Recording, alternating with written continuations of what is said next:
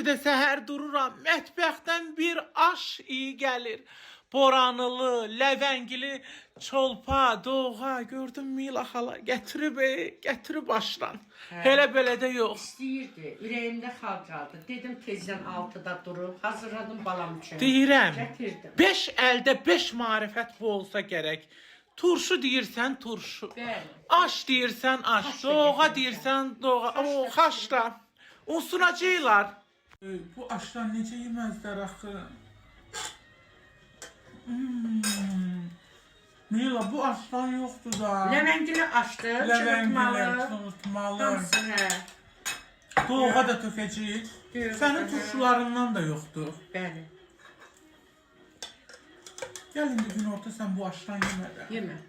Necə olarsan? Sənə göz dəyəcək. Mən üzərik yandırmalıyam artıq 100%, sənə. Hər kəs 100%. göz dəyəcək ki, bu ne gözəl Yemələr yeməklər xoşunuz bişirir. olsun. Boranlı pişirdim, biz tərəfin boranı. Bəli. Aşdı. Bəli. Boranlı aşı.